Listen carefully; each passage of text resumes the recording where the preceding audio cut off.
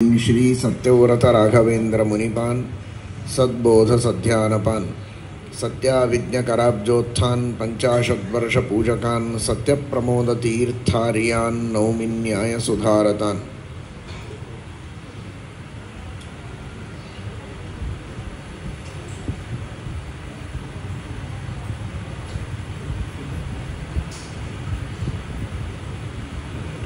श्रीराम ವಿದ್ಯಾರ್ಥಿ ನಿಲಯ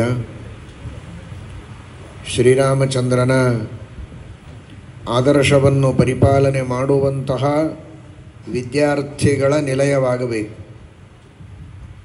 ಶ್ರೀರಾಮನ ಗುಣಗಳನ್ನು ಜೀವನದಲ್ಲಿ ಅಳವಡಿಸಿಕೊಳ್ಳುವಂತಹ ವಿದ್ಯಾರ್ಥಿಗಳು ನಮ್ಮ ಸಮಾಜದ ಉತ್ತಮವಾದಂತಹ ಭವಿಷ್ಯವನ್ನು ನಿರ್ಮಾಣ ಮಾಡುವುದರಲ್ಲಿ ಸಮರ್ಥರಾದ ಸ್ವಯಂ ಸೇವಕರಾಗಿ ಮುಂದೆ ಬರಬೇಕು.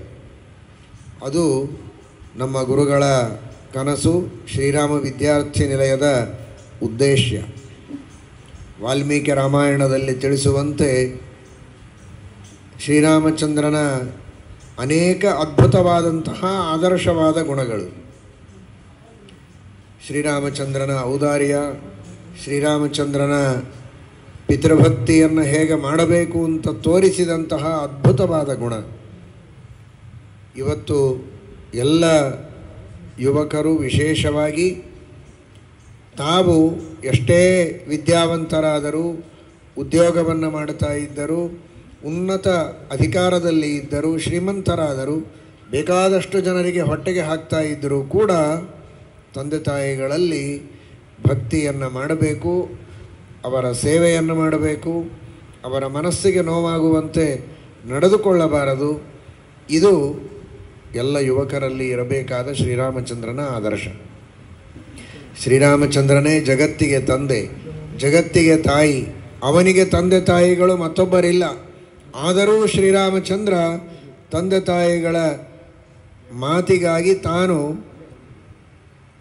ರಾಜ್ಯವನ್ನು ಬಿಟ್ಟು ಅರಣ್ಯಕ್ಕೆ ಹೋದದ್ದನ್ನು ತೋರಿಸಿಕೊಟ್ಟದ್ದು ಯಾಕೆ ಅಂದರೆ, ನಾವೆಲ್ಲ ಹೇಗಿರಬೇಕು ಅಂತ ಮುಂದಿನ ಸಕಲ ಜೀವರಿಗೆ ಉಪದೇಶ ಮಾಡುವುದಕ್ಕಾಗಿ ಆ ಸಂದೇಶವನ್ನು ನೀಡಿದ್ದಾನೆ.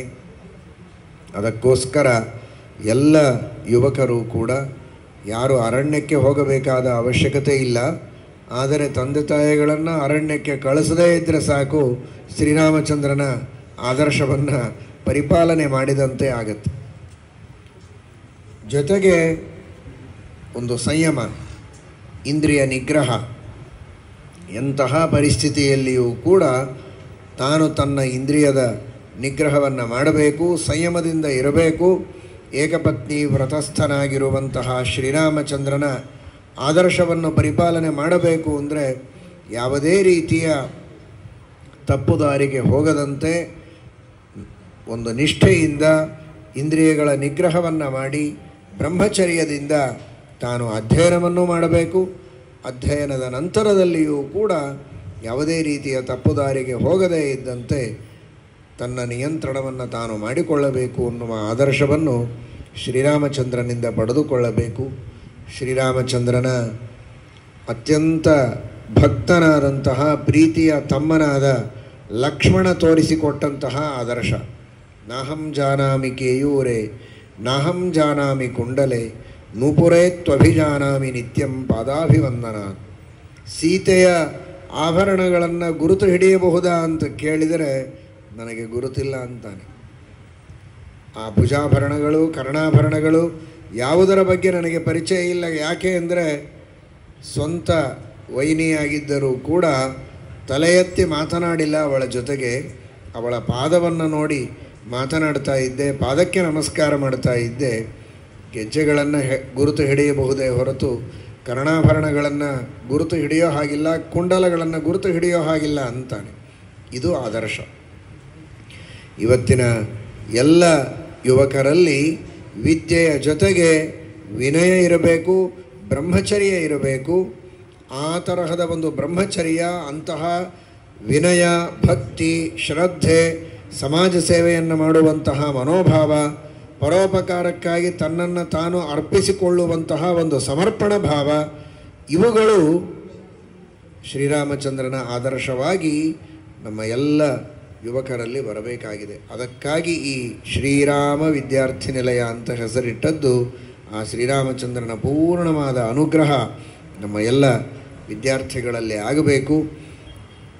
ತಾನು ಅರಣ್ಯದಲ್ಲಿ, ರಾಮನಿಗೆ ದುಃಖ ಇಲ್ಲ, ರಾಮ ಸರ್ವೋತ್ತಮ, ಅಂತಹ ಪರಮಾತ್ಮನಿಗೆ ಯಾವುದೇ ವಿಧವಾದಂತಹ ನಿಯಮ ನಿರ್ಬಂಧಗಳಿಲ್ಲ. ಆದರೆ ಎಲ್ಲವನ್ನೂ ನಮಗಾಗಿ ತೋರಿಸಿಕೊಟ್ಟಿದ್ದಾನೆ, ಉಪದೇಶ ಮಾಡಿದ್ದಾನೆ, ಸಂದೇಶವನ್ನು ನೀಡಿದ್ದಾನೆ. ರಾಜ್ಯವನ್ನು ಬಿಟ್ಟು ಅರಣ್ಯಕ್ಕೆ ಹೋದದ್ದು ತಂದೆ ತಾಯಿಗಳಲ್ಲಿ ಭಕ್ತಿಯನ್ನು ಮಾಡುತ್ತಾ ತಂದೆ ತಾಯಿಗಳ ಸಂತೋಷಕ್ಕಾಗಿ ಅಂತ ಮಾತ್ರ ಅಲ್ಲದಂತೆ, ಅರಣ್ಯದಲ್ಲಿರುವಂತಹ ಎಲ್ಲ ಋಷಿಗಳು, ಮುನಿಗಳು, ಅನೇಕ ಸಜ್ಜನರ ರಕ್ಷಣೆಗಾಗಿ, ಅವರು ಮಾಡುವ ಧರ್ಮಗಳಿಗೆ ಬಂದ ವಿಘ್ನಗಳನ್ನೆಲ್ಲ ಪರಿಹಾರ ಮಾಡುವುದಕ್ಕಾಗಿ ಶ್ರೀರಾಮಚಂದ್ರ ತಾನು ಅರಣ್ಯಕ್ಕೆ ಹೋದ. ಇದನ್ನು ಜಗತ್ತಿಗೆ ತೋರಿಸಿಕೊಡ್ತಾನೆ. ನೀವು ತ್ಯಾಗ ಮಾಡಿಯೂ, ಕಷ್ಟಪಟ್ಟರೂ ಅಡ್ಡಿ ಇಲ್ಲ, ತ್ಯಾಗ ಮಾಡಿದರೂ ತಪ್ಪಿಲ್ಲ. ಆದರೆ ಜನರಿಗೆ, ಸಜ್ಜನರಿಗೆ ಉಪಕಾರವಾಗ್ತದೆ, ಅವರ ಕಷ್ಟಗಳ ಪರಿಹಾರವಾಗ್ತದೆ, ಅವರು ಮಾಡುವ ಧರ್ಮಗಳಿಗೆ ಬಂದಂತಹ ಆತಂಕಗಳು ದೂರ ಆಗ್ತವೆ ಅಂತಾದರೆ ನೀವು ಅದಕ್ಕಾಗಿ ಮುಂದುವರೆಯಬೇಕು. ನಿಮ್ಮ ಸುಖವನ್ನೂ ತ್ಯಾಗ ಮಾಡಿ ಅವರಿಗಾಗಿ ನೀವು ಸೇವೆಯನ್ನು ಮಾಡಬೇಕು ಅನ್ನುವಂತಹ ಒಂದು ಉಪದೇಶವನ್ನು ಶ್ರೀರಾಮಚಂದ್ರ ಮಾಡಿದ್ದಾನೆ.